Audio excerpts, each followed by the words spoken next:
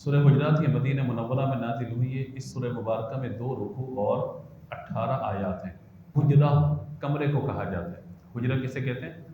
کمرے کو کہا جاتا ہے، اس وجہ سے اس کا نام سورہ حجرات رکھا گیا ہے۔ اللہ تبارک و تعالیٰ نے اس سورہ مبارکہ میں جو مضامین بیان فرمائے ان کی ایک فہرست ہم دیکھ لیتے ہیں، اس کے بعد انشاءاللہ ہم آگے بڑھتے ہیں۔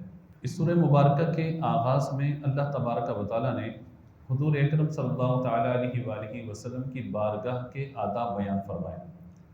جیسے ابتدائی آیات کے اندر یہ ہے کہ حضور سے آگے نہ بڑھو، یعنی اللہ اس کے رسول سے آگے نہ بڑھو، یہ بیان فرمایا گیا۔ اس کے بعد بیان فرمایا گیا کہ نبی مکرم علیہ السلام کی بارگاہ میں اپنی آوازوں کو پست رکھیں، آہستہ رکھیں، آواز کو بلند نہ کریں۔ تیسری بات یہ بیان کی گئی کہ وہ لوگ کہ جو آوازیں پست رکھتے ہیں اللہ تبارک و تعالیٰ نے ان کے لیے بخشش اور اجر کا وعدہ فرمایا۔ اسی طرح اگلی آیات کے اندر نبی مکرم علیہ السلام کے بارے میں بیان کیا گیا کہ جیسے ہم لوگ کس کے گھر پہ جاتے ہیں تو یا تو دروازہ بجاتے ہیں یا آواز دیتے ہیں، تو وہاں پہ منع کیا گیا کہ آواز نہ دی جائے جب تک کہ نبی مکرم علیہ السلام خود حجرے سے باہر تشریف نہ لے آئیں۔ اس سے اگلی آیات کے اندر اللہ تبارک و تعالیٰ نے مسلمانوں کو ایک دوسرے کے بارے میں اس بات کے بارے میں بیان فرمایا کہ نمبر 1 بدگمانی نہ کریں، اور نمبر 2 جب کوئی خبر آپ کے پاس آئے تو اس کی تصدیق کر لیں۔ کوئی آپ کو اطلاع ملتی ہے، خبر پہنچتی ہے تو اس کی تصدیق کر لیں تاکہ اس خبر کا صحیح ہونا یا غلط ہونا، درست ہونا، یہ سب جو ہے وہ لوگوں کے علم میں آ جائے۔ تو یوں اس اعتبار سے مختلف چیزوں کو بیان فرمایا گیا۔ اسی طریقے سے اگر مسلمانوں میں کوئی جھگڑا ہو جائے تو ان کو صلح کرنے کا بیان فرمایا گیا کہ وہ صلح کریں گے، اور اس کے ساتھ ساتھ اس بات کو بیان فرمایا گیا کہ وہ لوگ کہ جو ایمان لے کر کے آتے ہیں تو اس کے بعد آپس میں رنجش نہ کریں، جھگڑا وغیرہ نہ کریں، مسلمانوں کی غیبت نہ کریں، ایک دوسرے کا مذاق نہ اڑائیں۔ ان تمام باتوں کو اس سورہ مبارکہ میں بیان فرمایا گیا۔ چونکہ عبید بھائی تقریباً 10 منٹ لیٹ ہیں تو اس لیے اب یہ پورا درس ہمارا سنیں گے، آخر میں پھر انشاءاللہ ہم ان سے نعت سنیں گے، ٹھیک؟ ویسے بڑا مشکل ہوتا ہے نعت خانوں کا بیٹھا، لیکن یہ ماشاءاللہ سے بڑی محبت کرتے ہیں، اور اگر نعت پڑھتے اس کے بعد بھی بیٹھ جاتے ہیں الحمدللہ۔ یہ ماشاءاللہ سے ان کی کوالٹی اللہ تعالیٰ برکت عطا فرمائے۔ تو ہم بالکل آغاز کرتے ہیں ان مضامین کا، متوجہ ہو کر سنیے گا نا، ڈسٹرب نہ کیجیے گا مجھے، توجہ سے سنیے گا تاکہ مجھے بات کہنے میں کوئی عار اور تکلیف وغیرہ یا زحمت کا معاملہ نہ ہو، ٹھیک ہے؟ توجہ کیجیے۔ فرمایا یا ایھا الذین آمنوا لا تقدموا بین یدی اللہ ورسولہ واتقوا اللہ ان اللہ سمیع علیم۔ اے ایمان والو، اللہ اور اس کے رسول سے آگے نہ بڑھو اور اللہ سے ڈرو، بے شک اللہ سننے والا جاننے والا ہے۔ میں آپ سے ایک سوال کرتا ہوں، مجھے بتائیے اگر میں اور آپ کہیں چل رہے ہوں تو کوئی چلتا ہوا ہم سے آگے بڑھ جائے تو وہ آگے ہو سکتا ہے نا، ہم اور تیز قدم اٹھا لیں پھر ہم اس سے آگے نکل جائیں، یہ ہو سکتا ہے۔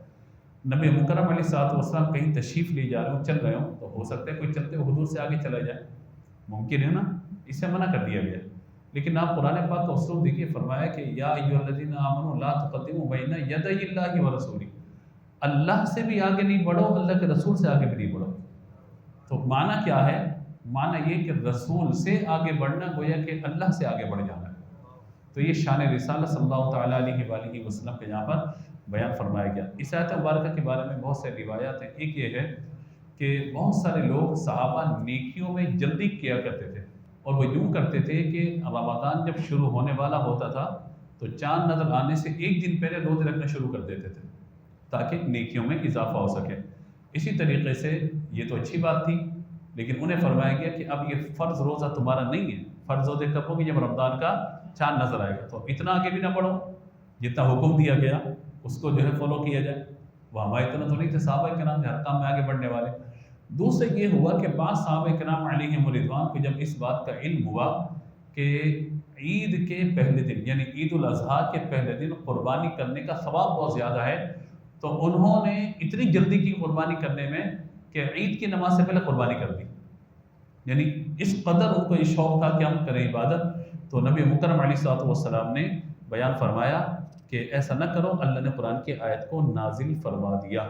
تو اس کا مطلب ہے کوئی بھی کام ہو جتنا شریعت کا حکم ہے اس پر عمل کرنا ہے، اپنی عقل سے چیزوں کو آگے لے کر کے بولیے نہیں جانا، نمبر 1۔ نمبر 2 یہ آگے بڑھنے کا فرمایا گیا، یہاں تک کہ حضرت ابو دردہ رضی اللہ تعالیٰ عنہ کہتے ہیں کہ ایک دن میں نبی مکرم علیہ الصلوۃ والسلام نے مجھے دیکھا کہ میں حضرت ابوبکر صدیق سے آگے چل رہا تھا، حضرت صدیق اکبر سے آگے چل رہا تھا۔ جب میں آگے جا رہا تھا تو حضور صلی اللہ تعالیٰ علیہ وآلہ وسلم نے فرمایا، اے ابو درداء، تم اس شخص سے آگے چلتے ہو جو تم سے بلکہ اللہ کی مخلوق میں نبیوں کے بعد تمام لوگوں سے افضل ہے۔ کیا مطلب ہو گیا اس کا؟ حضرت صدیق اکبر کی شان۔ اور دوسری بات یہ بیان فرما دی گئی کہ والدین ہوں ان کے آگے چلنا، اساتذہ ہوں ان کے آگے چلنا، یہ کوئی اچھی بات نہیں ہوتی۔ اب اسی آیت مبارکہ کو سامنے رکھتے ہوئے اس بات کو سمجھیے گا، ہمارے یہاں بعض بزرگ، دیکھیں حدیث شریف میں دو تین باتیں، ایک یہ قبلے کی طرف چہرہ کر کے یا پیٹ کر کے پیشاب نہیں کرنا یا غسل وغیرہ نہیں کرنا بدانہ حالت میں، اس کو منع کیا گیا۔ اسی طریقے سے قبلے کی طرف تھوکنے کا بھی منع کیا گیا۔ حدیث شریف میں دونوں باتیں آ گئی ہیں۔ اب ان احادیث کو سامنے رکھتے ہوئے اور اس آیت کو سامنے رکھتے ہوئے ہمارے پیارے آقا صلی اللہ تعالیٰ علیہ وآلہ وسلم کی ان روایات کو سامنے رکھتے ہوئے ہمارے بزرگوں نے کیا بات بیان کی؟ فرمایا کہ بات یہ ہے کہ اس کو منع کیوں کیا گیا؟ ادب کی وجہ سے، کعبے کی تعظیم ہے نا، تو کہا اسی لیے کعبے کی طرف پاؤں بھی نہیں کرنے چاہیے، قبلے کی طرف لیٹتے ہوئے یا بیٹھتے ہوئے پاؤں بھی اس طریقے سے نہیں کرنے چاہیے۔ اور بعض بزرگ تو ہمارے ایسے بھی جو کہتے ہیں قرآن پاک کو پیٹھ بھی نہیں کرنی چاہیے، حالانکہ شرعاً کو ناجائز حرام معاملہ نہیں ہے، اگر توہین کی نیت ہو تو انسان کفر کی طرف چلا جائے گا، لیکن جو ہے وہ قبلے کو بعض اوقات پیٹھ کرنے کا منع کیا جاتا ہے، قبلے کی طرف بعض اوقات پاؤں سیدھے کرنے کا منع کیا جاتا ہے، تو اس کی اصل یہ آیت مبارکہ ہے۔ اس کی اصل کیا بولیے؟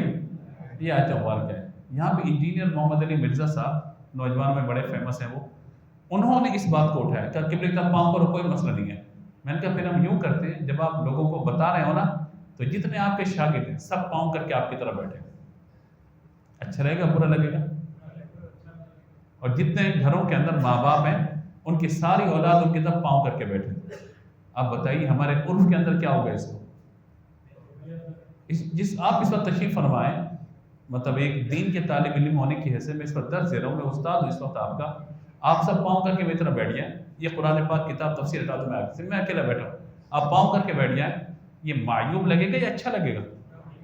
کلاس میں جتنے بچے پڑھنے ہیں سب استاد کے جوتا کر کے بیٹھ جائیں، بولیے۔ تو کچھ چیزیں وہ ہیں کہ جو احادیث میں اگرچہ بیان نہیں ہوئی، لیکن ہمارے عرف کا ادب و احترام یہ ہے کہ ان چیزوں پر عمل بولیے کیا جائے گا۔ تو یہ زبردستی کی چیزیں جو آ گئی نا، ہم اس کو ناجائز حرام نہیں کہتے، ادب کا معاملہ ہے، ہاں پیشاب کا معاملہ اور جو تھوک پھینکنے کا معاملہ قبلے کا منہ کر کے، یہ دونوں باتیں حدیث میں آ گئی ہیں تو ان کی ممانعت تو واقع رہے گی۔ لیکن یہ جو معاملہ ہے، میں اس لیے باتیں وضاحت کر دیتا ہوں کہ لوگ کہتے ہیں وہ حدیث سنا رہے ہیں، تو میں کہتا ہوں حدیث کے علاوہ بھی کچھ اور چیزیں ہیں بھائی، قرآن و حدیث سے ہی مسائل کو نکالا جاتا ہے ہمیشہ، ٹھیک ہے نا؟ بات سمجھ میں آ رہی ہے؟ بس اس کو سمجھ لیجیے آپ۔ تو اب یہاں پہ اس بات کو بیان فرمائے گا۔ باقی رہا ایک مسئلہ استثناء کا، وہ یہ ہے کہ اگر کوئی خادم آگے چل رہا ہے، کوئی گارڈ آگے چل رہا ہے، کوئی اگر جو ہے وہ سیکورٹی کے طور پہ کوئی اگر آگے چل رہے تو یہ بے ادبی وغیرہ کا معاملہ بولیے نہیں ہوگا، ٹھیک ہے؟ تو دو تینوں چیزیں اپنے ذہن میں رکھیے۔ اگلی آیت مبارکہ، یا ایھا الذین آمنوا لا ترفعوا اصواتکم فوق صوت النبی ولا تجهروا له بالقول كجهر بعضکم لبعض ان تحبط اعمالکم وانتم لا تشعرون۔ اے ایمان والو، اپنی آوازیں نبی کی آواز پر اونچی نہ کرو اور ان کے حضور زیادہ بلند آواز سے بات نہ کہو۔ کس طرح؟ جیسے کجہر بعضکم لبعض، جیسے تم آپس میں بات کرتے ہو ایک دوسرے سے، حضور سے ایسے بات نہ کرو۔ اگر کرو گے تو کیا ہوگا؟ ان تحبط اعمالکم وانتم لا تشعرون، کہیں ایسا نہ ہو تمہارے اعمال برباد ہو یا تمہیں خبر بھی نہ ہو۔ یہ بارگاہ رسالت کے آداب، یعنی ہمارے یہاں جو بھی وزیر بنتا ہے، وزیر اعظم بنتے ہیں، وزیر اعلیٰ بنتے ہیں، گورنر بنتے ہیں، صدر بنتے ہیں، یا پرانے دور کے اندر بادشاہ ہوتے تھے تو وہ اپنے آداب خود بتاتے تھے، بھئی جو آئے گا اس طریقے سے آئے گا، یہ پروٹوکول ہوگا، یہ ہوگا، وہ ہوگا۔ وہ گیا پروٹوکول بھی ختم، گیا نیا آئے گا، نیا پروٹوکول بنائے گا، ساری چیزیں یہ ہوں گی۔ مگر میرے پیارے آقا صلی اللہ تعالیٰ علیہ وآلہ وسلم کا دربار، حضور کی بارگاہ وہ ہے، حضور اپنے آداب نہیں بتاتے، اللہ بتاتا ہے کہ میرے محبوب کی بارگاہ کے آداب کیا ہیں۔ نمبر ایک۔ نمبر دو یہ کہ ایسا نہیں ہے کہ میرے آقا علیہ الصلوۃ والسلام اپنی قبر انور میں تشریف فرمائے تو وہ آداب ختم ہو گئے، وہ پروٹوکول ختم ہو گیا۔ بلکہ آج بھی وہی ادب ہے، اور یہ آیت مبارکہ آج بھی ہے۔ اگر کوئی وہاں پر چیخے گا، چلائے گا، ادب نہیں کرے گا، کہیں ایسا نہ اس کے اعمال برباد ہو جائے۔ اب میں اصلاح کے لیے آپ سے بات کرنا چاہتا ہوں۔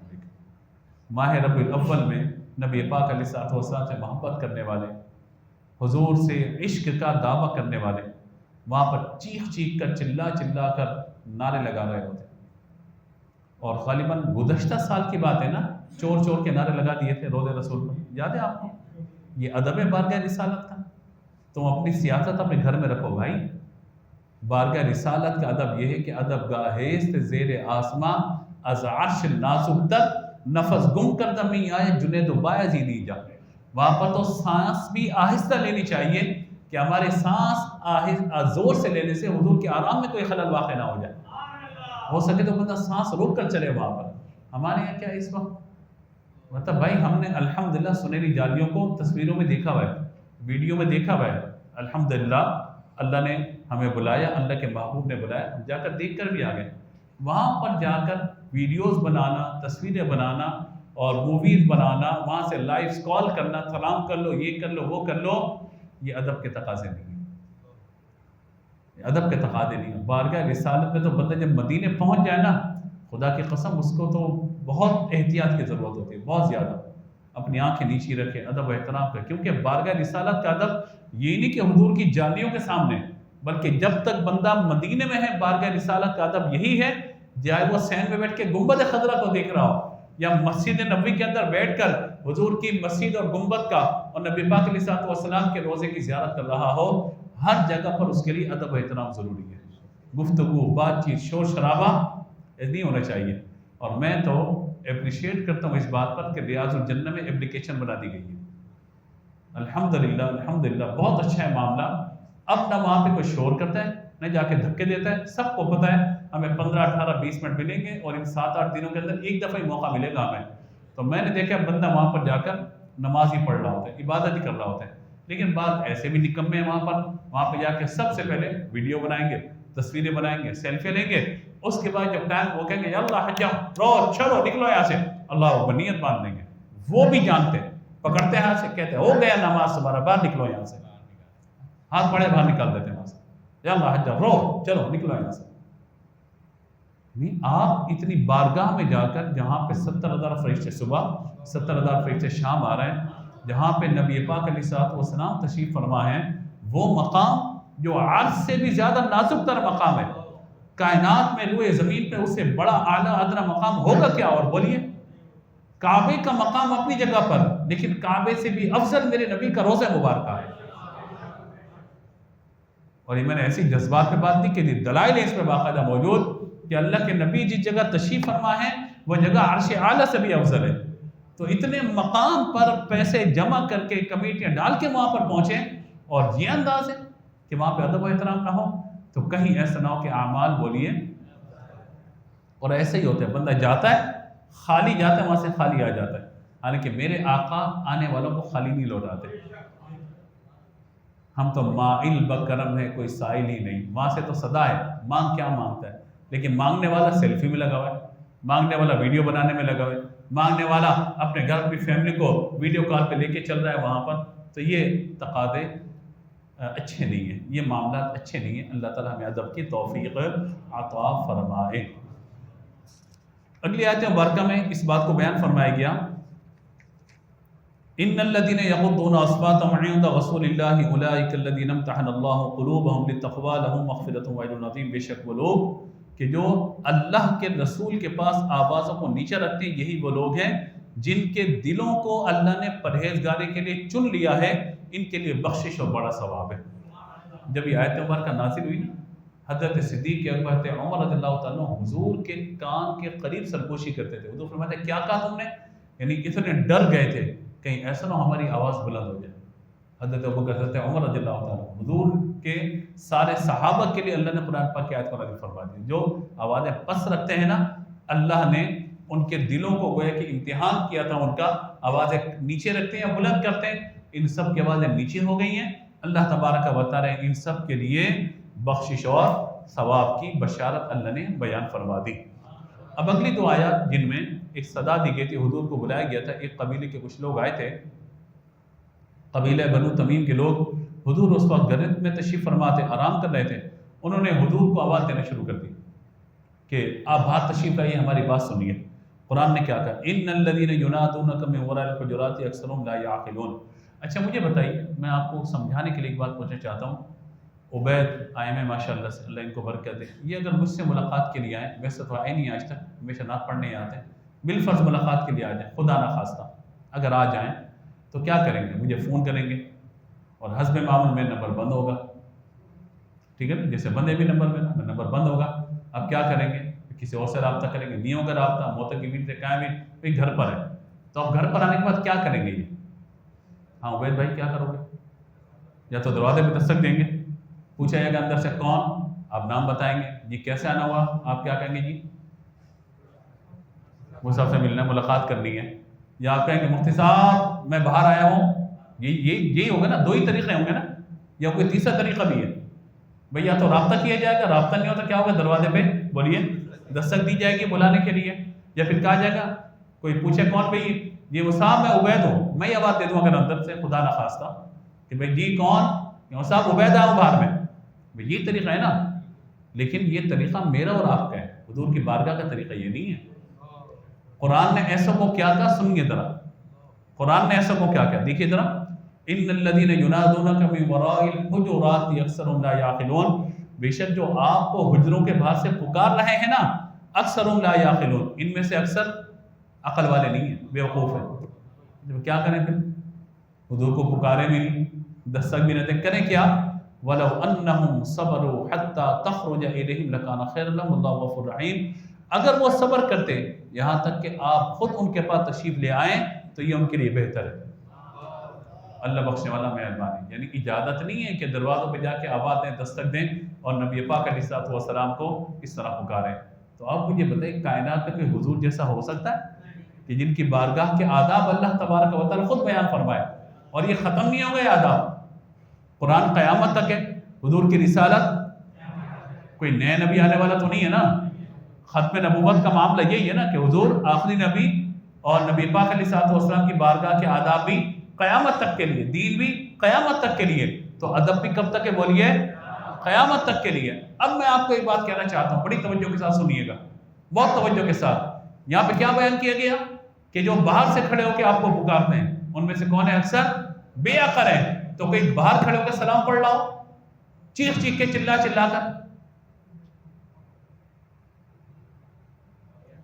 مجھے بتائیے نا ذرا، میں فتویٰ نہیں لگا رہا، میں ان کے عشق پر، ان کی محبت پہ کوئی کلام نہیں کر رہا، عبید بھائی بات سمجھ لیں، ان کے عشق پر میں کوئی کلام نہیں، حضور کی محبت پہ چیخ چیخ کے وہاں پر سلام پڑھ رہے ہوں گے گنبد خضرا کے سائے میں یا جالیوں کے سامنے یا مسجد کے اندر، لیکن دیکھیے ادب یہ ہے کہ زبان حرکت ہلکی سی خفیف سی کرے، آپ کے کان تک آواز آ جائے، بس اتنی آواز کافی ہے، کہیں ایسا نہ ہو یہ آیت کا معاملہ ہمارے سامنے آ جائے اور پھر 12 ربیع الاول کو کھڑے ہو کے چیخ چیخ کے سلام پڑھنا وہاں پر، یہ بھی ادب، میں اس کو ادب نہیں سمجھتا۔ آپ لاکھ فتوے لگا دیں مجھ پر، لیکن میں بڑے دلائل رکھتا ہوں اس اعتبار سے، کیونکہ یہ وہ بارگاہ ہے جہاں زبان سے نہیں بولا جاتا، دل سے اور آنکھوں سے باتیں کی جاتی ہیں، یہ وہ بارگاہ ہے۔ زبان سے ہر جگہ آپ بولیے، اپنا مدعا بیان کیجئے، بارگاہ مصطفیٰ میں بولا نہیں جاتا، یا تو آنکھیں بولتی ہیں یا دل بول رہا ہوتا ہے، باقی اور کچھ نہیں ہے۔ میں چپ کھڑا ہوا ہوں، اگر کلام یاد ہے سنا دیجئے گا، یہ نا موضوع چل پڑے تو ذرا سنا دیجئے گا۔ اور اگلا مصرع کیا ہے؟ میں چپ کھڑا ہوں دربار مصطفیٰ میں، آنکھوں سے بولتا ہوں دربار مصطفیٰ میں، میرا وجود جیسے مجھ سے بکھر گیا ہے، خود کو ڈھونڈتا ہوں اس طرح کہ وہ اشعار ہے، مجھے یاد نہیں پورا کلام، لیکن ہے بہت پیارا کلام، اگر یاد ہو آپ کو اور پڑھ سکے تو ضرور ہمیں سنائیے کہ اللہ تعالیٰ آپ کو برکت عطا فرمائے۔ تو یہ میں نے اس لیے عرض کیا کہ ادب و احترام، بندہ خرچہ کرے جائے وہاں پہ تو پھر ادب و احترام۔ الحمدللہ الحمدللہ، تحدیث نعمت کے طور پہ بات عرض کر رہا ہوں، ہم جو اپنے ساتھ لوگوں کو لے کے جاتے، یہ جملہ مناسب نہیں ہوگا، ہم جب سب مل کر حضور کی بارگاہ میں جاتے ہیں، عمرے پہ جب جاتے ہیں، ہم کس کو لے کے کیا جائیں گے، کون ہمیں کیا لے کے جائے گا؟ ہم سب جب سرکار کی بارگاہ میں جاتے ہیں نا، ہم پہلے ادب و آداب بتا دیتے ہیں، سانس بھی آہستہ لو بھائی، ادب و احترام، نظر جھکا کے چلو، چاہے وہ عمرے کے لیے جا رہے ہوں نظر جھکا کے لے کے جاتے ہیں، پہلی نظر کعبے پہ جب پڑے کھڑا کر دیتے ہیں کہ دعا کرو اب یہاں پہ، یہ موقع ہے دعا کرنے کا. اور جب گنبد خضرا کے لے کے جاتے ہیں نظریں جھکا کر ایک جگہ کھڑا کر دیتے ہیں، نظر اٹھائیں اور کائنات کا حسین ترین تصور آپ کے سامنے ہے، کائنات کا حسین ترین منظر آپ کے سامنے ہے، لیجیے نظر اٹھائیے حضور کی گنبد کو دیکھیے، وہ کیفیت ہوتی ہے. ورنہ کیا ایسے خالی خلی گئے خالی خلی آ گئے.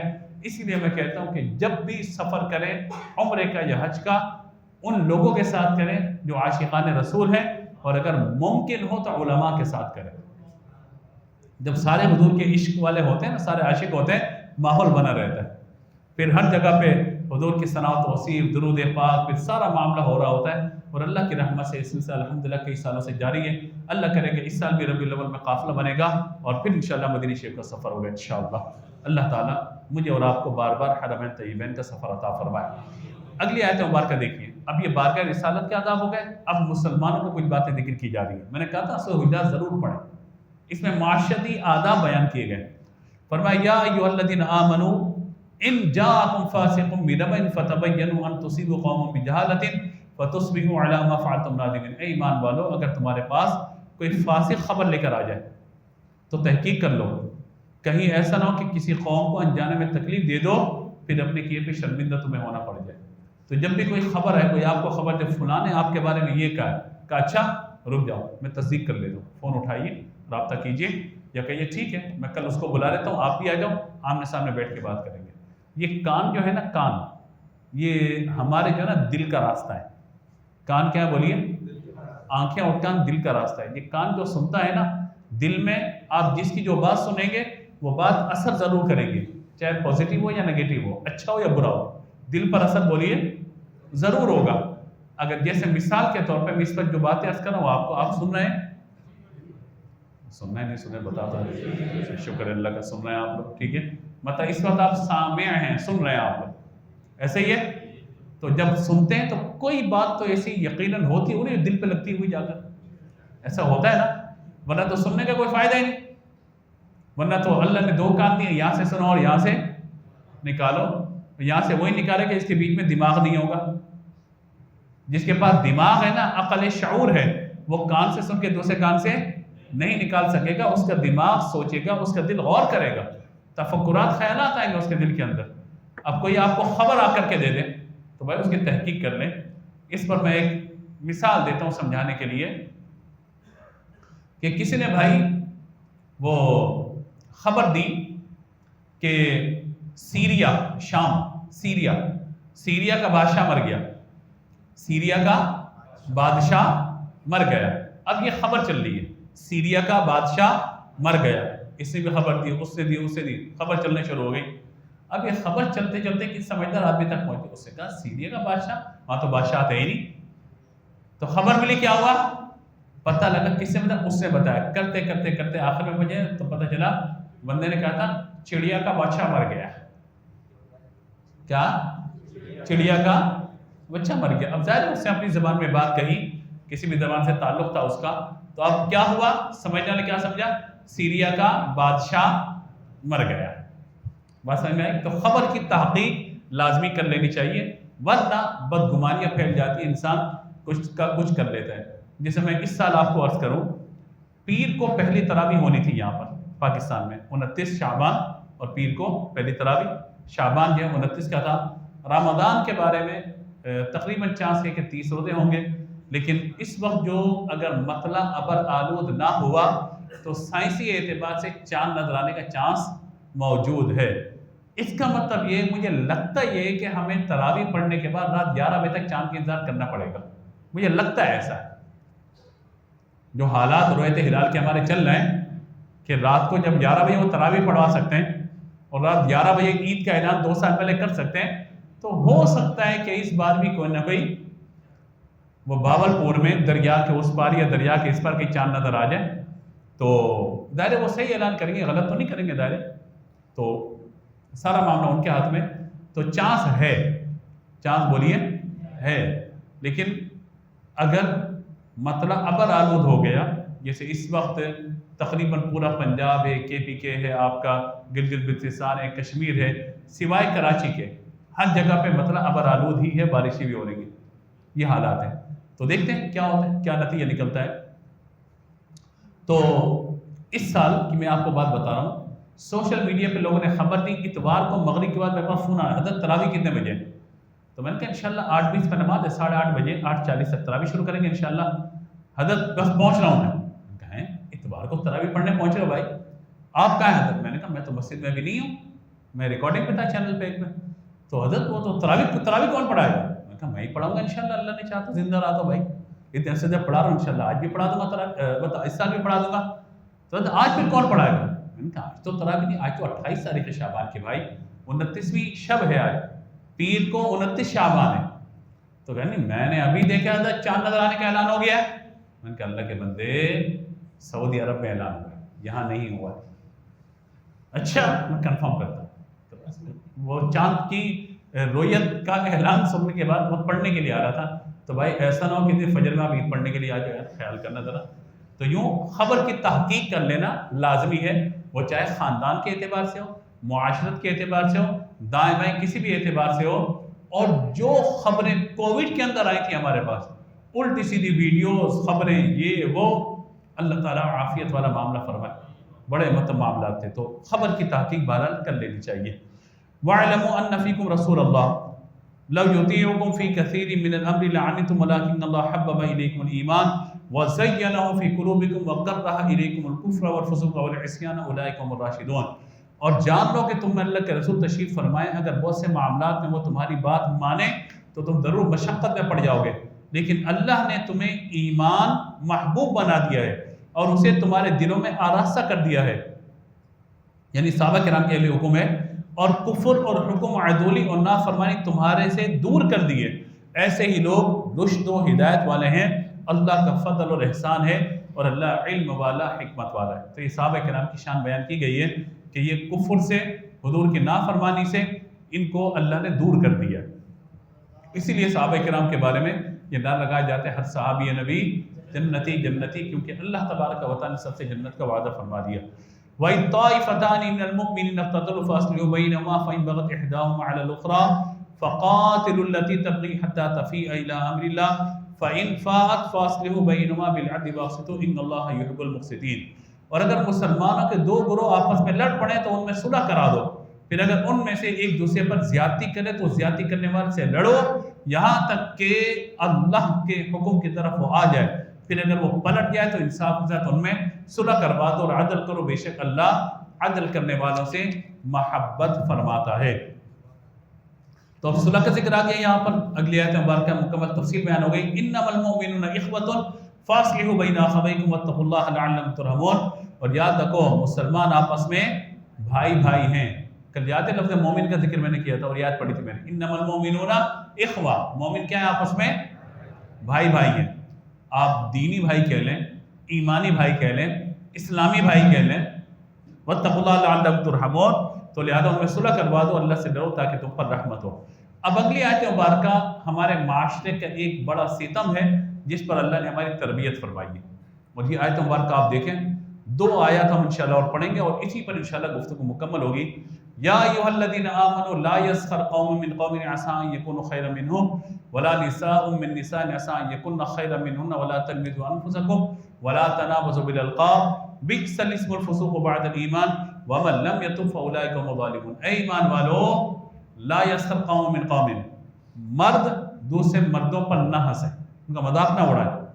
ہو سکتا ہے کہ وہ ان ہنسنے والوں سے بہتر ہو، نہ عورتیں دوسری عورتوں کا مذاق اڑائیں، نہ ہنسیں ان پر، ہو سکتا ہے کہ وہ ان ہنسنے والیوں سے بہتر ہو۔ اور آپس میں کسی کو طعنہ مت دو، ولا تلمزوا انفسکم، طعنہ مت دو، ولا تنابزوا بالالقاب، اور برے نام بھی کسی کے نہ رکھو۔ کیا بری بات ہے نا، کیا یہ برا نام ہے؟ مسلمان ہو کر تمہارا نام فاسق رکھ دیا جائے، تمہیں فاسق کہا جائے، فاسق کہلانا، اور جو توبہ نہ کرے وہی ظالم ہے۔ پہلی بات بیان فرمائے گی ایک دوسرے کا مذاق اڑانا۔ ہمارے یہاں بعض بات یہ ہوتا ہے کہ جب دوست یار بیٹھتے ہیں آپس میں، کوئی ایک تختہ مشق بن جاتا ہے، اس پر ایسے جملے کستے ہیں، ایسا مذاق بناتے ہیں اس کا، سامنے میں یار ٹھیک ہے نا، بس صحیح ہے نا یار، نہیں تھوڑا سا اور کرو، تھوڑا سا اور کرو، کیا مذاق بنا دیا آپ نے۔ اور آج کل تو اگر ملاقات نہ ہو تو واٹس ایپ گروپس کے اندر ایک دوسرے کے خلاف جو چیٹ ہو رہی ہوتی، جو کچھ ہو رہا ہوتا ہے، وہ سب کو پتہ ہے کیا نہیں ہے، تو مذاق نہ اڑایا جائے، کسی کا تمسخر نہ کیا جائے۔ ایک ہے مزاح کرنا، یہ اچھی بات ہے، ایک ہے مذاق اڑانا، فرق ہے۔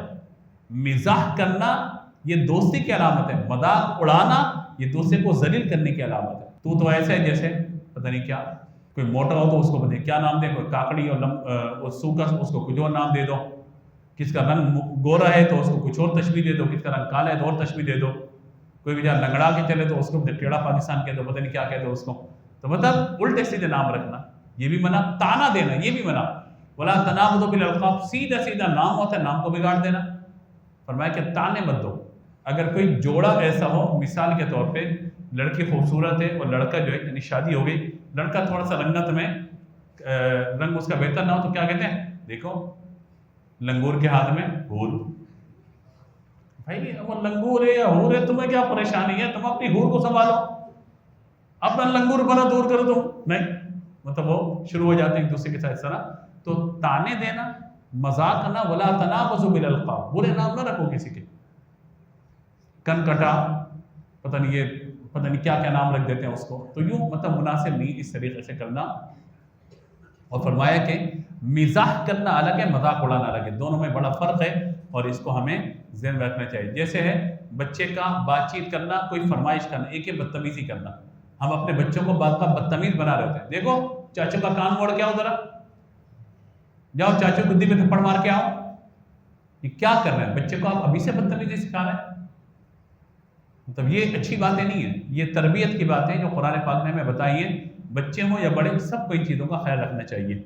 اب آئیے ذرا یہ آیت مبارکہ ہم پڑھ لیتے ہیں، درس اپنا مکمل کرتے ہیں، پھر انشاءاللہ ہمارے عبید بھائی جو انشاءاللہ آپ کو نعت سنائیں گے انشاءاللہ، اور انشاءاللہ ہم 50 پر اپنی اس نشست کو انشاءاللہ مکمل کریں گے، 20-25 منٹ انشاءاللہ ہوں گے ان کے پاس۔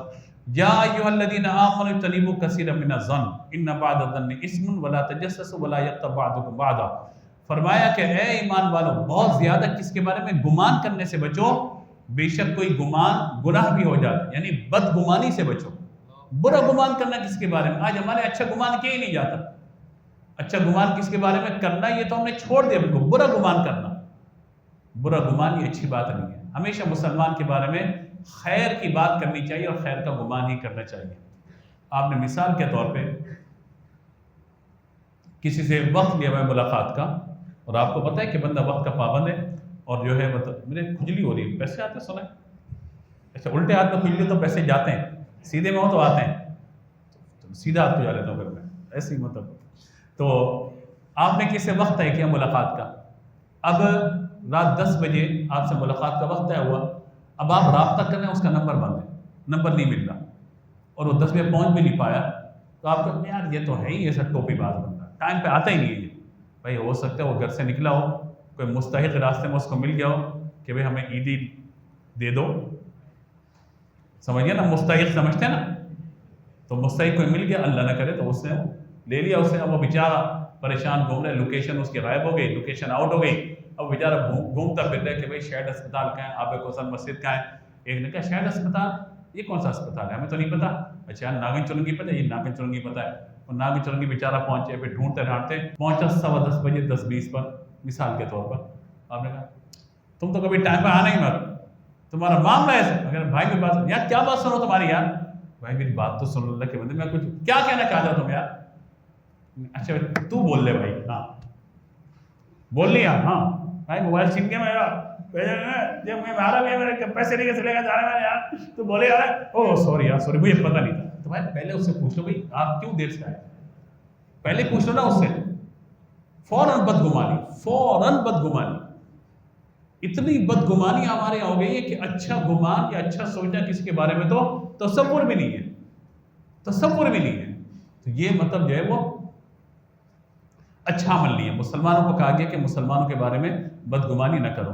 دوسرا وَلَا تَجَسَّسُوا، کس کے ٹومے مت پڑھو، یہ کیا کر رہا ہے اس ٹائم، ابھی کیا کر رہا ہوگا، پھر کیا کر رہا ہوگا، ابھی کیا کر رہا ہوگا، وَلَا تَجَسَّسُوا، تجسس سے مت پڑھو کسی کے، وَلَا يَغْتَبْ بَعْضُكُمْ بَعْضًا، اب یہ 3 چیزیں ہیں نا، یعنی اوپر کیا بیان ہوا، بدگمانی، پھر ٹوم میں پڑھنا، تجسس کرنا، یہ 2 چیزیں کس کو جنم دیتی ہیں، غیبت کو، پیٹھ پیچھے برائی کرنا، فرمایا وَلَا يَغْتَبْ بَعْضُكُمْ بَعْضًا، غیبت نہ کرو ایک دوسرے کی. تینوں چیزیں بیان کر دی گئی، تینوں چیزیں ایک ساتھ ہیں. بدگمانی جہاں ہوگی وہ بندہ ٹوہ میں پڑے گا، جب ٹوہ میں پڑے گا تو غیبت کرے گا. غیبت کا نقصان کیا بیان فرمایا؟ أَيُحِبُّ أَحَدُكُمْ أَن يَأْكُلَ لَحْمَ أَخِيهِ مَيْتًا فَكَرِهْتُمُوهُ، کیا تم میں سے کوئی اس بات کو پسند کرے گا کہ اپنے مرے ہوئے بھائی کا گوشت کھائے؟ أَن يَأْكُلَ لَحْمَ أَخِيهِ مَيْتًا فَكَرِهْتُمُوهُ، وہ تمہیں اچھا تھوڑی لگے گا، برا لگے گا تمہیں. اور فرمایا کہ تمہیں ناپسند ہوگا. وَاتَّقُوا اللَّهَ، تو اللہ سے ڈرو. إِنَّ اللَّهَ تَوَّابٌ رَحِيمٌ، بے شک اللہ توبہ قبول کرنے والا مہربان ہے. کسی کی پیٹھ پیچھے برائی کرنا یہ غیبت کہلاتا ہے. کس کی پیٹھ پیچھے برائی کرنا یہ غیبت کہلاتا ہے. تو غیبت سے بچیں. آج ہمارے یہاں غیبت کو چسکے لے کے سنا جاتا ہے. فلاں کا کیا بتاؤں تو اس کے بارے میں، اچھا ہم بولیں نہیں بولو اس کے بارے میں ایسا تو غیبت کر، اس کے منہ پہ یہ بات کر سکتا ہوں میں؟ تو بھائی جو بات اس میں برائی ہے نا اور جو آپ کر رہے ہیں اس وقت یہی غیبت ہے. اس کے منہ پہ کریں گے دل آزاری کا گناہ الگ ہو جائے گا، اور اگر وہ بات اس میں نہیں ہے تو یہ بہتان ہے. اور غیبت کرنے کے جو دیگر نقصانات ہیں ان میں ایک سب سے بڑا نقصان یہ ہے کہ آپ جس کی غیبت کر رہے ہیں نا آپ کی نیکیاں اٹھا کے اس کو دے دی جاتی ہیں. بھرو اس کا نامہ اعمال، رکھو روزے پورے، محنت آپ کرو، نمازیں آپ پڑھیں، اعتکاف آپ پڑھیں، اعتکاف آپ کریں، درود پاک آپ نے پڑھا، قرآن آپ نے پڑھا، نیکیاں آپ نے کی، تراویح آپ نے پڑھی، سب کام کیے، غیبت کی، سارا ثواب وہاں سے وہاں ختم. خواجہ حسن بصری رحمۃ اللہ تعالی کو ایک شخص نے کہا کہ فلاں نے آپ کی غیبت کی، آپ نے تحقیق کی، معلوم ہے کہ اس نے آپ کے بارے میں بری بات کہی ہے، آپ کے بارے میں بری بات کہی ہے. آپ نے مٹھائی منگوائی، اس دور کا حلوہ، اور اپنے ایک خاص شاگرد کو دیا، کہا کہ جائیے اس کو دیجیے جا کر، اور ایک پرچی لکھ کر ساتھ بھیج دی. کہا کہ آپ نے میری غیبت کر کے اپنی نیکیاں مجھے دے دی ہیں، لہذا اس پر میں کچھ اور تو نہیں کر سکتا، شکریہ کے طور پر مٹھائی کو قبول فرما لیجیے. اب بتائیے اس بندے کی ذلت کا عالم کیا ہوگا. تو یوں مطلب جو ہے وہ غیبت سے بچیں، تجسس سے بچیں. تو یہ وہ آیات ہیں کہ جن میں ایک معاشرتی آداب کو بیان کیا گیا، اور انسان اگر اس سورہ مبارکہ کو اپنی زندگی کا جز بنا لینا، اس صورت میں جو باتیں اگر صرف انہی پر عمل کر لیں، میں سمجھتا ہوں کہ 90% برائیاں ہمارے معاشرے سے ختم ہو جائیں گی. 10% رہ جائیں گی تو انشاءاللہ قرآن پاک کی جو دوسری آیت ہے ان کو پڑھنے پھر عمل کر لیں. تو یوں ان چیزوں پر عمل اگر ہم کریں گے تو انشاءاللہ رحمت و برکت ہوگی. اللہ تبارک و تعالی ہم سب کو عمل کی توفیق عطا فرمائے. مجھ سے گفتگو میں کوئی غلطی ہوئی ہو یا سبقت لسانی ہوئی ہو، اللہ کی بارگاہ میں معافی کا